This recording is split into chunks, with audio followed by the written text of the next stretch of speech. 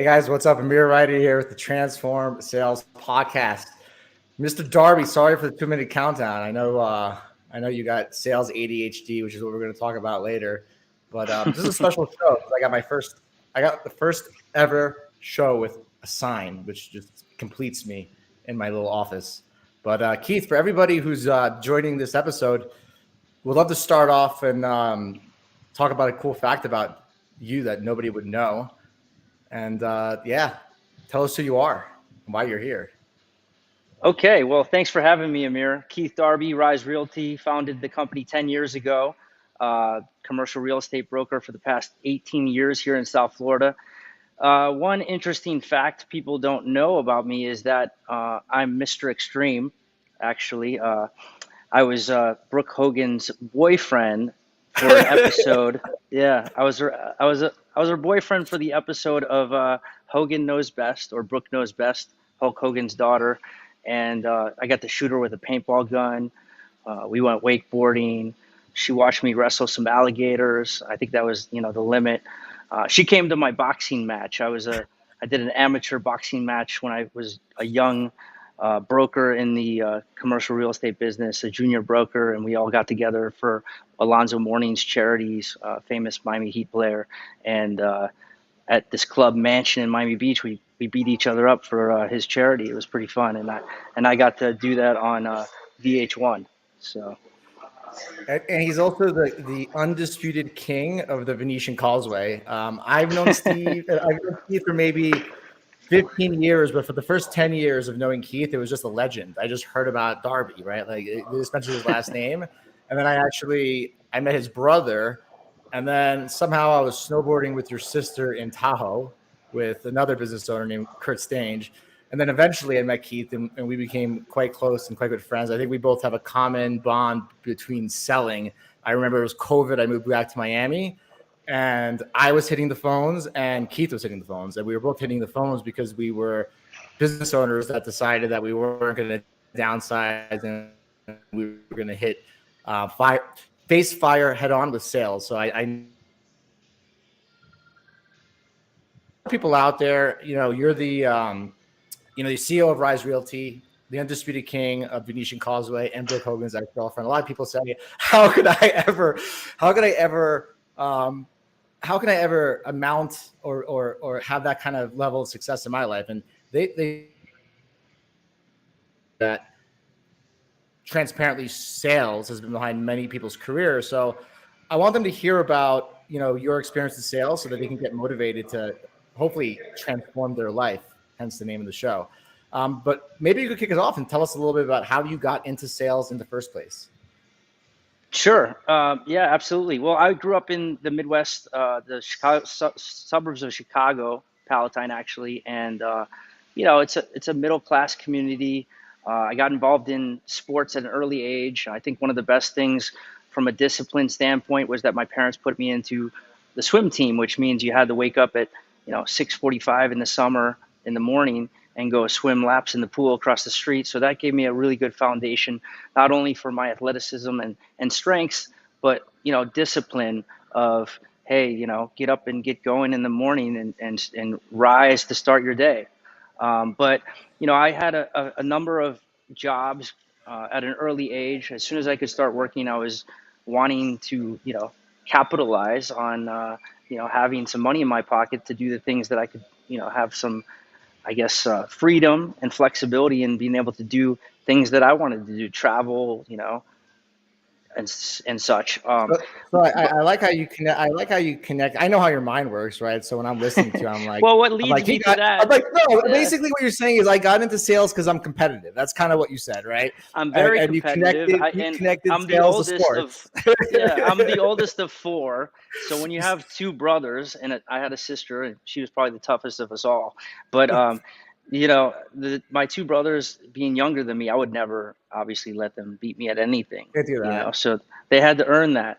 So, but I mean, so it was certainly competitive, and the fact that my father is a former Marine who served in Vietnam, we had a pretty strict upbringing, and we weren't allowed to just sit around on our butts or waiting for things to happen. Here, right? If everybody listening to this, Keith is automatically connecting being a winner and a hard worker and a disciplined, competitive person. I don't know if we politically can say that's being a winner anymore. It used to be that way. So he's not a winner. He's just a person who's very dedicated, and you're connecting that with sales. So you automatically, as a young man, connected sports, discipline, hard work with a career in sales. And watching my parents, they had to work very hard, to support and put 4 kids through college. That was no easy task. And I saw that, every day they rose first thing in the morning and they took care of us as their kids, and they went out and did what they had to do to, put food on the table. A lot of dots here, man. It was very impactful for you. But when you rose in the morning for that swim class, and you saw your parents rise to the occasion, you decided to open Rise Realty. Exactly. No, but I would say that my first job. What is your first sales job? There you go. My first job was, of course, through my family's network. My father's good friend owned this company called Vector Marketing, and they started with these. They had their product was something called Cutco knives. I'm sure a lot of us have heard of this, right? It's those salespeople that that come to your house and they give you a presentation on knives for your kitchen. Basically. Selling points of knives will last 5,000 years, but you don't need them for 5,000 years. That's right. Very strong knives. And the product is certainly superior, but more than anything, it was the process that they incorporated into the marketing of these knives, and they had young men and women go out into the community of their network and give demonstrations. So I got to give it. I love your commitment 15 years later to when you made that statement of they're clearly superior. You're still. I mean, they could cut through a braided rope. I want to give a shout out, by the way, to Caleb Sin. He's the owner of a sales agency called Social Bloom, and he won an award for Cutco, and he had these 2 knives. And he put them in his backdrop, and it was hilarious because I think I was the only person who asked him. I was like, I get the fact that they're sales awards, but they're 2 huge knives. Did you win those knives too, by any chance? I didn't win any of the awards, but I got to tell you, they're what they did with the way they ran the business was very smart as far as the metrics for sales performance that they awarded people with, and it made the networking part of it fun, where you could celebrate others' success and you wanted to achieve that same success. But they really gave me an incredible foundation of training and skill development. Their training program for their representatives equipped me with like the essential sales skills, whether it's the product knowledge of the knights, the techniques of sales I learned, communication skills improved, and then obviously customer services. But it emphasized building relationship, and then doing an effective presentation and increasing those skills, and then of course overcoming objections, and most importantly, how to close the deal. So those are all crucial sales skills for any sales professional. So for everybody listening, they're deeper than that, right? Like the what you're mentioning really is that sales has not given you a backbone for just stronger communication, right? Which is something that humans have to do with no matter what career you're in. Gave you a backbone for communicating your value proposition, right? Would you say that your career in sales is the conduit or the reason why you were able to rise to the occasion of becoming the CEO of Rise Realty? Absolutely. All of these would you be there skills I think in any job, there's always a certain level of sales. Like, for instance, like to get a job, you have to sell yourself, right? If you can't sell yourself, you're not getting the job. There's 10 more behind you who will be gladly selling themselves and their skills to get the same job. So, I think it's a very important part of the process in life, and understanding. What would you say? What would you say to anybody that's currently in sales but's not happy with their career? And what would you say to anybody that is thinking of breaking into sales?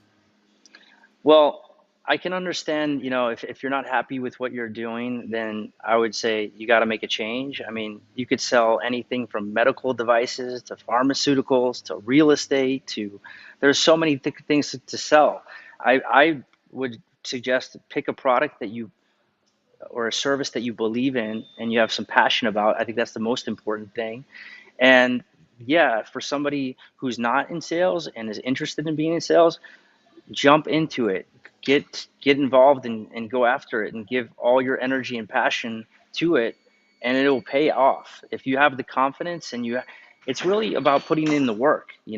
I always tell people it's kind of a numbers game, and it really is, because as you're you know building those skills, those sales skills, time and time again, you're going to get many objections, you're going to get rejections, and you have to overcome them, and that's part of the process. So, But what do you say to somebody who's just, struggling to make a paycheck, in a sales job that's not happy? What's your message for that person? Is it that persistence will also persevere, right? Because it's like, it's kind of case by case. It's tough. Like, do you advise people to work through their current job if they're not happy, or do you advise them to no, look for a new I, job? I, I always, and I just had this conversation last night with the young lady at the Standard, next to my home, in the Venetian, the Shout out King of to the Standard, Venetian, King of the and Venetian. she's in the finance services, and she's selling, you know, whatever she's selling, but she's not happy. She says the camaraderie, she's supposed to get, it's very corporate. She's supposed to get a 30-minute lunch. If she takes 40 minutes, then her coworker will like rat her out to the boss. So she's not happy in the current environment. But she makes good money. And of course, living in Miami, she's got a nice apartment, a nice lifestyle. So I told her, like, well, you got to find something else and get after it. What are you waiting for? It doesn't sound like you're going to be, uh, it doesn't sound like she's getting any raises in her base salary, for instance, and nothing's going to change in her current situation. And if you're just kind of like, coasting along, you're not going to improve in your career. So I would tell these people, go find something else. There's tons of options. I mean, how many businesses are out in the world, Amir? Like I 80. could chat GDP right now. Yeah, it's incredible. There's so many options out there, and now more than ever with technology, I mean AI, and like you said, I mean there's just so many different avenues to go. There's just so many financial tech avenues to explore, and real estate is never going away. So I would 130 tell million those people, businesses get in the after world, it. by the way. 130 million businesses estimated as of 2021. Incredible. That all resonates with me, right? But what about a person listening to this call that just says the story to themselves that I'm not a salesperson. I'm just not a salesperson. Would you agree with that story they telling themselves in the head, or No, would you say that it's not true and everybody could be a salesperson and should be, right? Like, where do we draw the line where we're like, I it's mean, not? there's certainly people who are better equipped to be in sales and have those skills, whether it's you know building trust and uh, those types of things that you have as your skills are as a person. But I would say that if anybody, again, you're always going to be using sales in some manner. So it's just a matter of finding the right thing to sell, I think, is what it comes down to, based on your personality. And again, these are things that are always developable. It's not like I just stepped in and I was selling tons of Cutco knives to all my relatives and friends right off the bat. It took a while to build a base of customers, and you should be, if you get into sales with the right people or the right mentors, the right team, having that hands-on experience and conducting those demonstrations and doing those, it all this experience helps develop confidence and resilience and adaptability in sales situations.